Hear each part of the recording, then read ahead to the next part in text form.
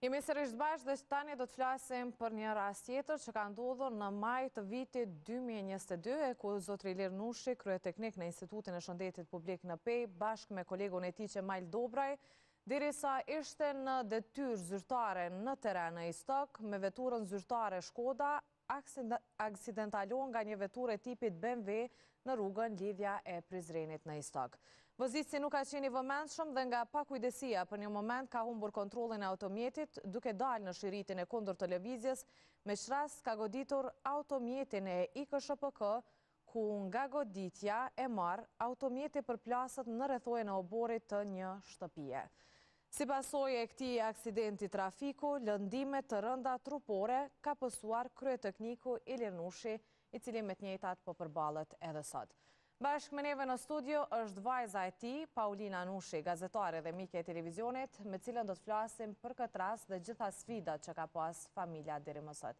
Paulina, unë të falenderoj shumë që je sot bashkë me neve në studio. Përshëndetje, Ajda, ndjesi tjetër të jem për këtë temë këtu, por sigurisht kjo është rruga që duhet të ndjek. Unë të falenderoj shumë që ke zgjedhur emisionin Kosova Live për ndarë këtë rrëfim të familjes dhe për treguar për këto sfida për cilat ju po kërkoni zgjidhje. Unë pak e lexova lajmin se si është raportuar në vitin 2022 dhe për këtë që ka ndodhur, por dua di edhe nga ana e familjes, si e morët lajmin dhe si u përjetu nga familja ky moment. Sigurisht ka qenë një prej ditëve të zakonshme që babi ka dalë në vendin e tij të punës aty ku ka punuar me dekada të tëra në Institutin Kombëtar të Shëndetit Publik, qendrën rajonale në Pej. Prej nga sigurisht ka ndalë me i marë mostrat për me i kthy për testim në Institutin Rajonal të Pejës dhe kanë qenë në Istok me kolegun e tij në rrugën e tyre, sigurisht duke respektuar edhe shenjat e komunikacionit, shpejtësinë, shiritin e të cilën kanë qenë dhe sigurisht në veturën zyrtare 3Z. Papritur një vetur e tipit BMW me një shpejtësi maramense e humb kontrollin, del në anën tjetër të rrugës, i godet aq fort, sa që si shihet edhe në fotografi, i përplas në rrethojat e një shtëpie, prej nga babi me lëndime të rënda trupore, kërcënuese për jetën, të cilat fatmirësisht nuk i kanë marrë jetën, por i kanë lënë pasoja, të cilat i vuan sot e tashmë po bëhen 4 vite, prej nga ka ndodhur aksidenti. Dhe prej asaj dite kemi pasur sfida dhe vazhdojmë të kemi sfida të vazhdueshme, jo vetëm në aspektin shëndetësor, sepse kjo është fotografia e asaj dite, 20 maj 2022. Si ka qenë gjendja e tij më njëherë pas aksidentit? Më njëherë pas aksidentit, babi është dërguar në emergjencën e Spitalit Rajonal të Pejës, prej nga e kanë diagnostikuar me gjendje shumë të rëndë, për çka është detyruar Spitali Rajonal i Pejës të dërgojë me emergjencë për në qendrën klinike universitare të Kosovës, atje ku unë më pastaj e kam marrë lajmin dhe jam drejtuar emergjencës. Kur kam shkuar në emergjencë, kjo ka qenë gjendje shumë e rëndë, fraktura të shumta, pra thyrje të shumta, e gjithë ana e majt, prej nga po shihet kjo pjesa e bardhë, që ne i themi në gjuhën popullore gipsi që është vendosur për mobilizim në Spitali Rajonal të Pejës, e gjithë kjo pjesë ka qenë e thyer, Ajda, do të thotë nga ashti për mbi syrin e majt. Pastaj krahu, pjesa e brinjeve dhe komplet pjesa e këmbëve që shihet edhe në fund se është e mobilizuar me gips, e gjitha ka qenë e thyer cop në cop. Do të thotë eshtrat kanë qenë të thyera në atë formë dhe në që do të thotë goditja ka qenë jetë kërcënuese dhe me të vërtet ka qenë ekipi i emergjencës që ka punu në shumë dimenzione, me mjekun ortoped, me mjekun e emergjencës, me mjekun e kirurgjisë torakale, me mjekun oftalmolog, me mjekun neurolog, radiologjia dhe gjithë shka tjetër që përfshihej brenda diagnostikimit për me i pat të gjitha format e mundshme të dëmit të shkaktuar dhe dëmet kanë qenë të jashtëzakonshme. Atë natë kemi qëndru në qendrën klinike universitare të Kosovës, pas më shumë se 8 orë në emergjencë, babi është dërguar në klinikën e ortopedisë, prej nga gjendja me të vërtet ka filluar me u përkeqësu. Ne sigurisht se pritnim që të futej në operim, sepse me gjitha ato thyrje, mjekët thonin se zgjidhja vetme është që të bëhej një operim, por më kujtohet që gjatë qëndrimit atë natë në qendrën klinike universitare të Kosovës në klinikën e ortopedisë, një nga mjekët më tha, është një prej rasteve më sfiduese që mund ta merr në dorë një mjek ortoped, me hap do e hapi, për shkak të thyrjeve të shumta. Por nuk e di si do të më shkoj. Dhe me këto fjalë ka qenë një vendim që është dashur me e marr më një herë. Ta largojmë nga qendra klinike universitare e Kosovës drejt një spitali privat ku mundësitë për trajtim ishin më të avancuara. Pra ishte çështje që të mendohet me shpejtësi për me ja shpëtu jetën, sepse kish humbe dhe shumë gjak. Edhe gjitha këto ishin bo bashkë edhe tash paramendoje se si ka qenë situata. Dhe pas faktit që natën e parë nuk arriti të operohet në qendrën klinike universitare të Kosovës dhe ishte ditë e premte, të shtunën nuk kishte operime, të dielën nuk kishte operime, prite që dirit hanën dhe shihej se gjendra po përkecohej, unë e largova nga qendra klinike universitare të Kosovës, edhe me rekomandimin e mjekëve aty të cilët nuk ma dhanë të shkruar por ma thanë, e dërgova në një spital privat, aty ku operua për orë të tëra, dhe gjendja e tij ishte në rrezik edhe vazhdonte të qëndronte i shtrirë atje. Fillimisht Ajda nuk kisha mendje me mendu për procedura të tjera. Sigurisht në kryefjala ishte të shpëtohej jeta e babit. Instinkti ishte të bëj zgjidhje sa më shpejt. Dhe nuk kisha të bëj me asgjë tjetër. Por pastaj, pasi që përfundoi operimi i parë, pasi që kaluan 3 javët kritike, sepse kishim 3 javë kritike, fillova të mendoj edhe për procedurat të cilat duhet të ndjekën tutje në mënyrë që tashmë dëmi kishte ndodhur. Doktorët vetë na thanë se gjendja nuk mund të kthej asnjëherë në atë paraprake. E kuptuam që 20 maj 2022 ka qenë dita e fundit kur babi ka mujt me dalë në punë, sepse më nuk do t'i rikthehej punës.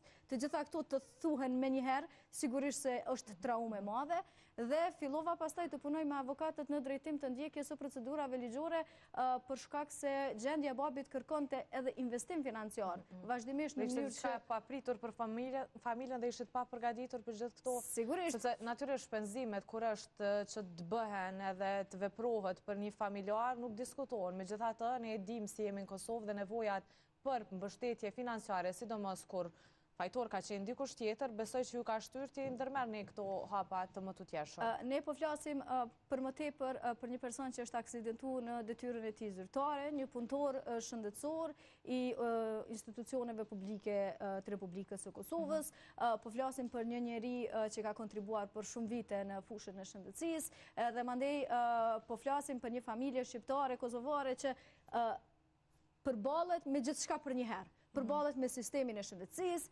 përballet me sistemin e drejtësisë, edhe gjitha këtyre duhesh me ju bë ballë edhe me i dalë përpara, ndryshe të merr vala. Dhe me gjithë këto lajmet e fundit që i dëgjova edhe për skandalet që ndodhen në zbulimin e atyre aferave që po dyshohet se kanë ndodhur në Byronë e Kosovare të Sigurimeve, sigurisht se më zgjuan edhe më shumë ato përjetimet me të cilat ne ende po vazhdojmë të jetojmë sepse nuk ka marrë epilog rasti i babit, edhe pse shihet qartë që ka qenë viktim në të gjitha dimenzionet e mundshme, nuk ka qenë vozitës, ka qenë pasagjer, dëmtimet janë për gjithë jetën, ka mbetur invalid, ka pasur dëmtime jetë kërcënuese.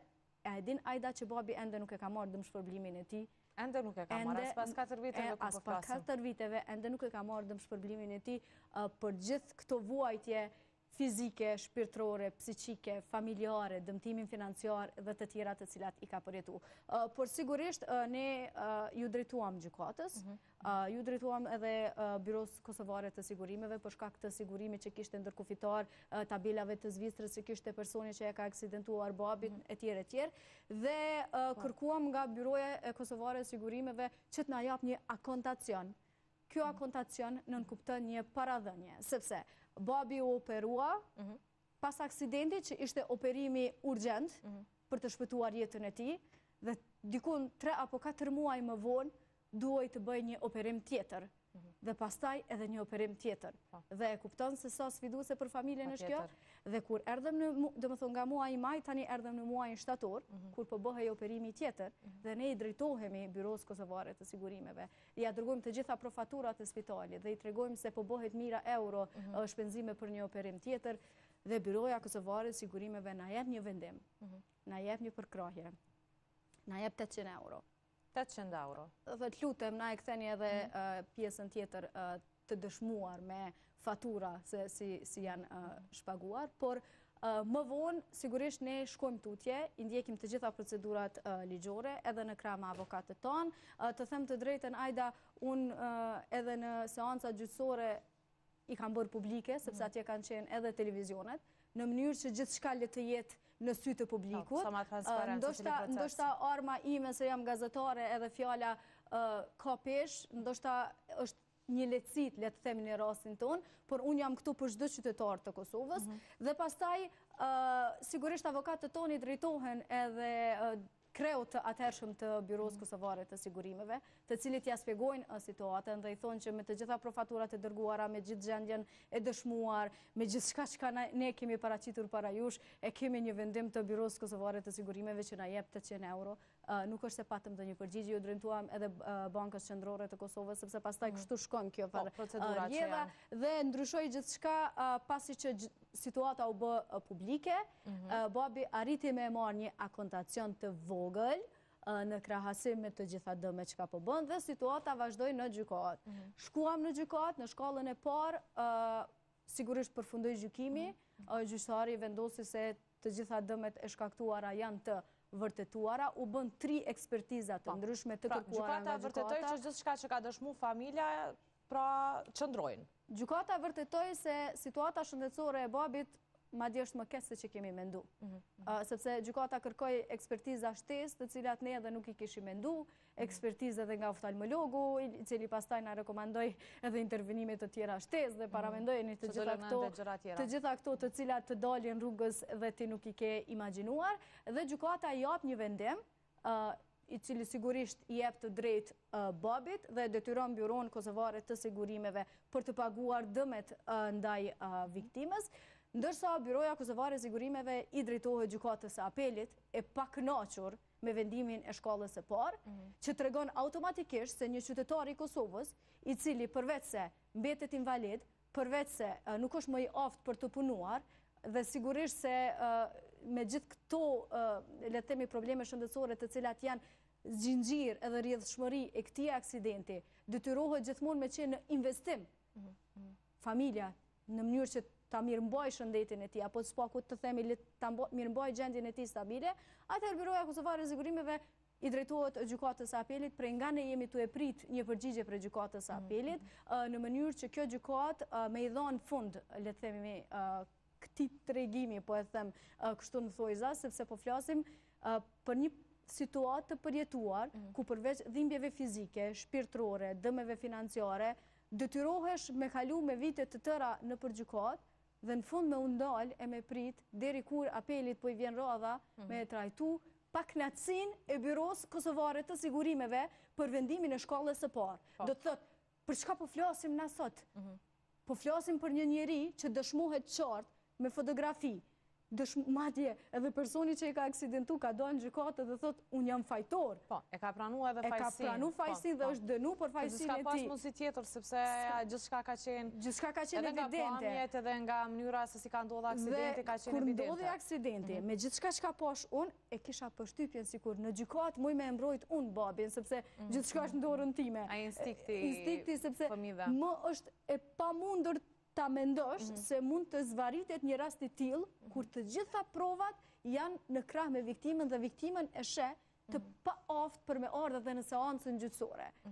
Unë krejt jam rregull me gjykatën e shkallës së parë, me vendime dhe të tjera, tani po e presim apelin, urojmë që apeli të mos vënojë, sepse apeli besoj duhet ta ketë edhe një lloj urgjence ndaj rasteve kur kemi të bëjmë me persona të cilët janë të sëmurë dhe ka nevojë që të investojnë në shëndetin e tyre dhe mirëqenien e tyre në mënyrë që të vazhdojnë jetën ashtu siç janë, sepse dihet shumë mirë që kualiteti i jetës ka ndryshuar komplet. Patjetër. Nuk po flasim për një person që tashmë mundet me eci vetëm, mundet me qëndruj vetëm, po flasim për një person i cili duhet 24 orë të ketë një shoqërues.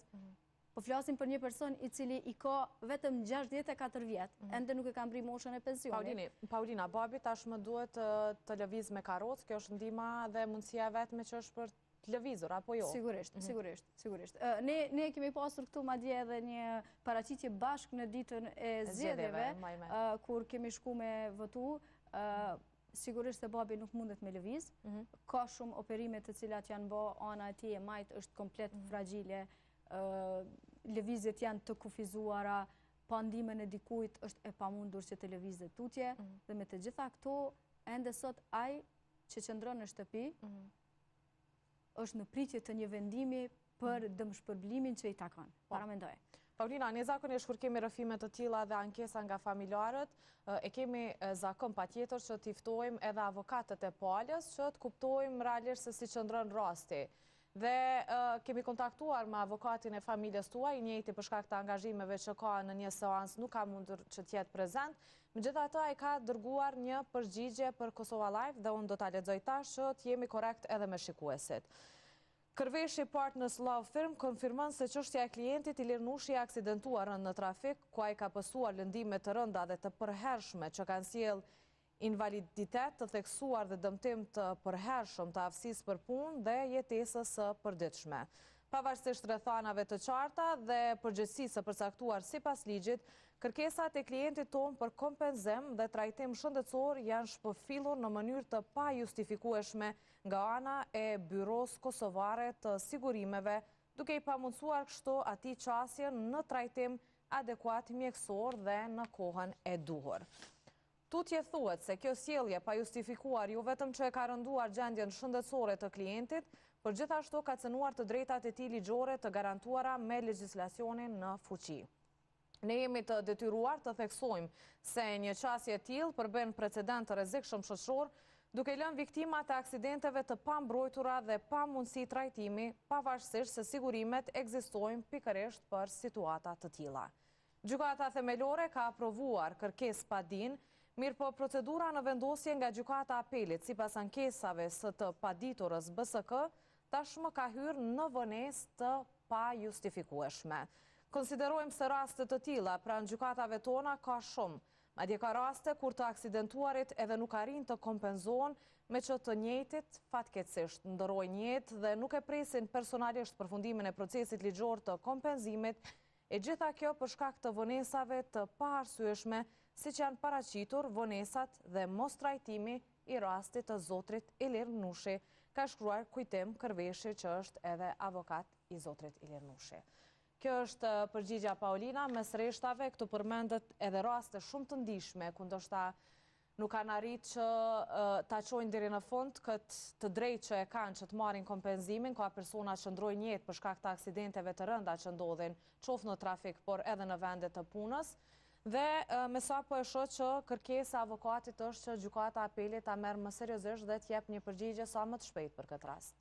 Sigurisht ne po i bëjmë thirrje gjykatës së apelit që të ketë parasysh që ka të bëjë me një person i cili është në vazhdimsi në trajtim të vazhdueshëm mjekësor dhe nuk po flasim tashmë vetëm për dëmet të cilat janë shkaktuar aty për aty, sepse pastaj dëmet kanë vazhduar sikur një zinxhir. Ka edhe sëmundje të tjera të cilat janë paraqitur pas aksidentit të ndërlidhura me aksidentin, sepse po flasim për një situatë shumë traumatike ku personi sigurisht edhe nga stresi, edhe nga le të themi intervenimet e shumta, edhe nga marrja e medikamenteve të shumta, i ka dhe efektet anësore të cilat po jeton sot dhe unë sigurisht se nuk do të ndalem ajda. Unë nuk po e shfrytëzoj rolin tim si gazetare për të kërkuar drejtësi vetëm për babin tim, po e shfrytëzoj rolin tim si gazetare për të kërkuar drejtësi për të gjithë qytetarët e Kosovës, sepse po jetojmë në një vend ku këto institucione duhet të marrin përgjegjësi për qytetarët e këtij vendi. Dhe të them të drejtën ajda, unë jam e gatshme ti ndjek të gjitha rrugët ligjore, edhe në Strasburg nëse duhet do të shkoj, po e them kështu figurativisht sepse uroj shumë që institucionet tona ta kenë parasysh që kanë të bëjnë me një rast që nuk do shumë për të diskutuar. Ne këtu mund ta përmbledhim me disa fjali. Vjen një njeri të aksidenton dhe të lën invalid për gjithë jetën. Për çka janë sigurimet? Me ja lehtësu jetën personit i cili prej atij momenti ma nuk mundet me siguru të ardhura për veten e vet, ndërsa shpenzimet i ka shumë të mëdha se sa i ka pasur gjatë kohës kur ka qenë duke punuar dhe kur ka qenë në këmbët e tij. Dhe sot po flasim, tash bëhen 4 vite, ende për të drejtën e dëmshpërblimit që Byroja Kosovare e Sigurimeve po e vën në pikpyetje ose po kërkon nga gjykata e apelit me e rikthy edhe me e ridiskutu. Se ka pas pak na Çka me ridiskutu kur ne në bazë të tarifave të vendosura nga gjykata, në bazë të ekspertizave të ekspertëve, po e kërkojmë të drejtën tonë dhe është gjykatësi i gjykatës themelore i cili e ka dhënë vendimin. Tani kjo është për me humbë kohë, ne këtë po e dim, është kjo strategjia e Byros Kosovare të Sigurimeve, sepse nëse të gjitha këto dyshime që i ka ngrit prokuroria themelore e Prizrenit janë në përputhje, sepse sigurisht po flasim për faza hetimore të cilat pastaj do të jetë punë e prokurorisë që të shfaqin edhe më tutje të gjitha ato dyshimet e tyre që i kanë të gjetrat e tyre. Po, këtë lajmë, si e prite, sepse përmendë edhe më herët edhe desha ndalë shto po. Nëse të gjitha ato që ka u thënë. Përfshirë edhe drejtori, por edhe personi që është marrë me financat. Edhe ish drejtori i financave. Nëse të gjitha këto janë të vërteta, dhe të gjitha këto kanë ndodhur në kohën kur unë kom lutë BKS-s, ma jep një akontacionin, sepse baba jem është i shtrirë në spital, edhe ka nevoj me u operu urgentisht, me që rast avokati jonë i drejtohet në këtë formë BKS-s. Nëse gjendja e klientit temi, Lirnushi, përketësohet, apo ndodhë më e keqja, përgjithësim për këtë do të mbaj BKS-ja dhe nuk është që ja kalon shej.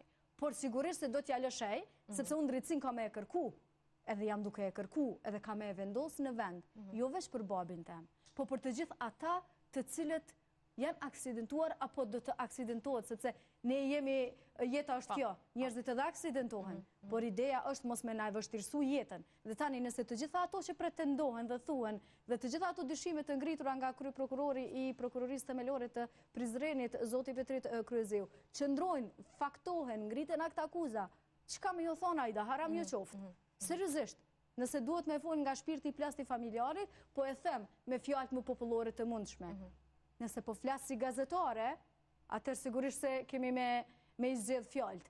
Por dorën zemër është mëkat, është e pa justifikushme, është e pa imaginushme, qysh mundet dikush me pranu një kërkes të tillë, një lanë të tillë, me të gjitha ato fotografi që ne i kemi bashkangjit, e që janë shumë më të rënda se këto që i kemi paraqit sot këtu, sepse sigurisht ne nuk do të paraqitim këto fotografi të cilat do e rëndojnë publikun, por ja kemi dërgu Biros Kosovare të Sigurimeve, i kemi tregu se në çfarë gjendje është babi, ja kemi dërgu të gjitha profaturat, ja kemi dërgu të gjitha raportet e mjekëve të cilët kanë tregu për seriozitetin e rastit. Dhe në një prej përgjigjeve unë fillova me mendu që po bojnë hajgare me ne. Sepse ata kërkonin që ne ta dërgojmë babin për ekspertiz atje në Byron Kosovare të Sigurimeve, ndërkohë që babi ishte i lidhur për shtrati në spital. Në gjendje shumë të rëndë shëndetësore. Edhe kjo sigurisht se që të kënë një situatë ku ti... Se kjo i bje që nuk i kanë përfil të themi ato gjitha që i keni thënë për gjendje në rëndë shëndetësore. Hajde po ta kthejmë një email, sa me thonë që po bashkë bisedojmë nuk është që të kemi një krejt, ndërkohë po kërkoni gjërat të cilat bazuar në të dhënat dhe prova që ua kemi dërguar ne, është fare qartë që zotëria nuk mundet me ardhë atje. Pra, ishin humbje e kohës ajo që ka pëndodhë dhe sot. Pra, dërgimi në gjykatën e apelit është humbje kohë, është zvaritje. Dhe kjo ideja e zvaritjes shumë shpesh vjen me idenë që hajde po e zgjatim rastin, le të shkojnë apel, apeli le të vënohet pak, sepse kush e di se çfarë ndodh me të aksidentuarit, ndonjëherë ashtu si shta edhe zoti Kërveshi, ata edhe nuk ja dalin dhe këto raste mbyllen, sepse pastaj familja nuk është që e merr dëmshpërblimin, edhe BKS-ja thot në rregull, po jemi kon apel. Pra kjo është një lloj strategjie të cilën ne nuk kemi budall, di me e lexu, por ideja është që uroj të gjithë ata të cilët po na shohin tash, janë edhe udhëheqësit e rinj të Byros Kosovare të Sigurimeve, të ndalin dhe të mendojnë që njerëzit ndjekin hapa ligjore. Dhe të rishqyrtojmë se jo gjitha të raste që janë ndoshta pending. Me vite të tëra njerëzit kanë qëndruar duke mos e marrë edhe një përgjigje. Kjo është hajgare. Paulina, duhet ndalim edhe tek një pikë tjetër, pa dashur me përul askën, po për shkak të profesionit që ke si gazetare, ndoshta ke pas më shumë informacione se cilat dyer duhesh të trokasësh për të marrë atë që e ka merituar familja. Për sa familje ndoshta nuk i kanë informacionet e duhura, ose nuk kanë fare të themi mjete financiare për të paguar një avokat i cili të ta udhëheqë gjithë këtë procedurë që duhet patjetër.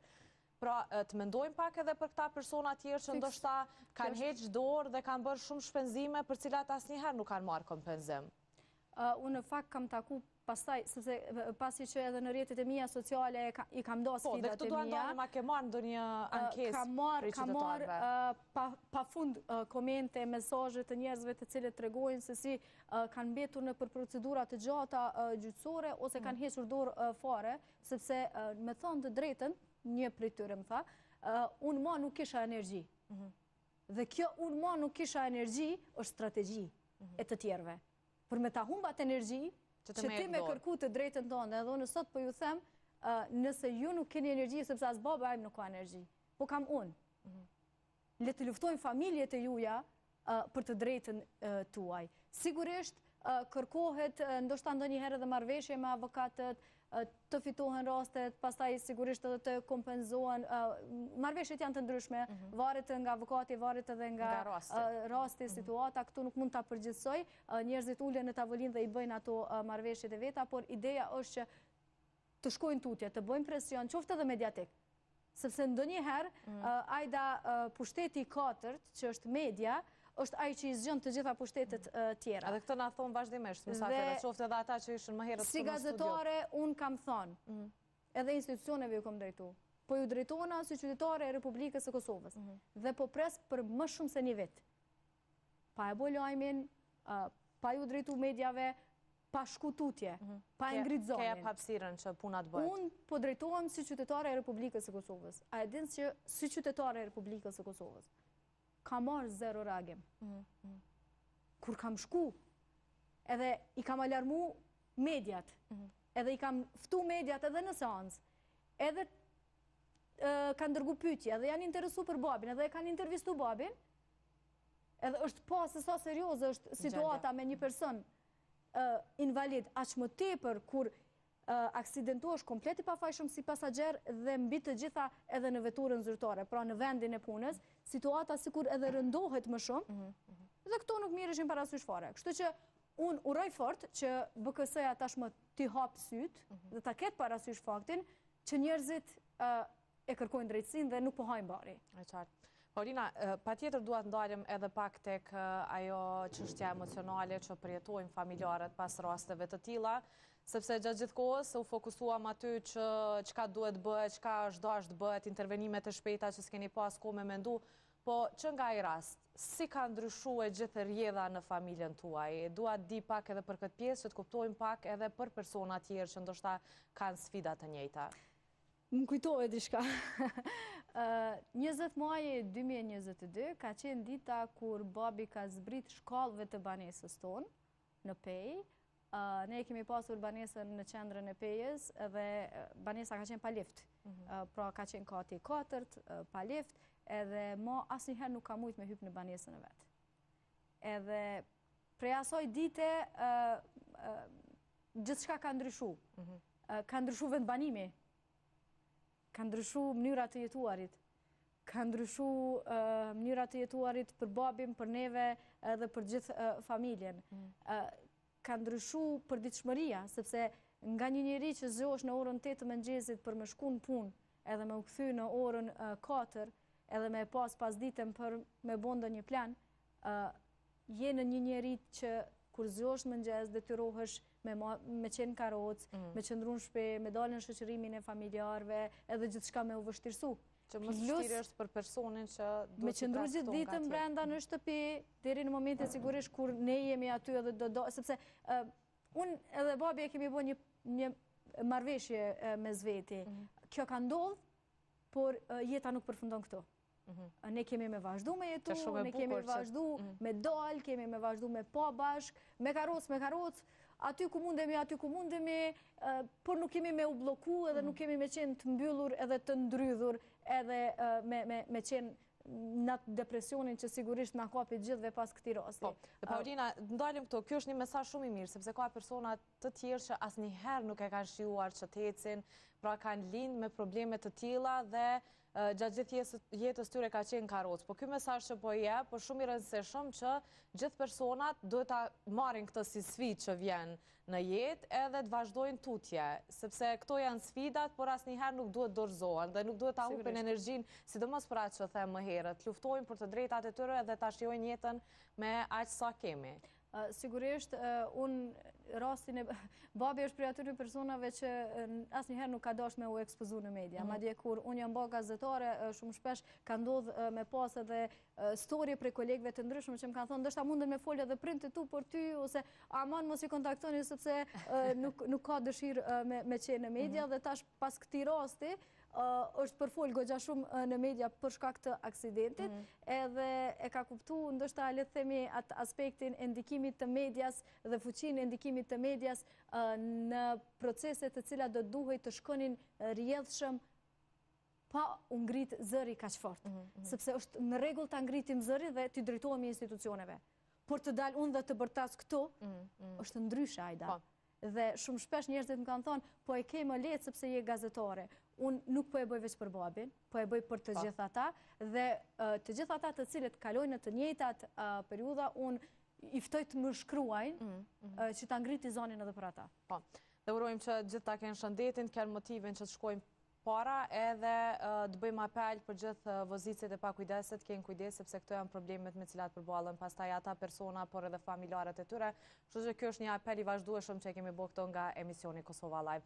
Paulinë, unë të falenderoj shumë për këtë rrëfim, edhe uroj që kjo çështje të merr epilog. Sigurisht, edhe unë uroj që institucionet ta kenë parasysh që qytetari i Kosovës, taksa pagues, ndër vite, punëtor i institucionit publik, jo sepse është ashtu do duhet të kishte trajtim ndryshe, të gjithë duhet të trajtohen njësoj, por ama të jesh në pritje për gjithë këto vite dhe të jesh në agjendje, është përveç se munges respekti, është munges njerëzie, të cilën unë nuk po du me e pa në institucionet tona, BKS-s i bëj thirrje që të kthjellohet, gjykatës apelit i bëj thirrje që të ketë parasysh se ka të bëjë me një person që është me probleme të vazhdueshme shëndetësore. Kështu që mos i të zgjatni gjërat me idenë që një ditë do të mbyllet rasti.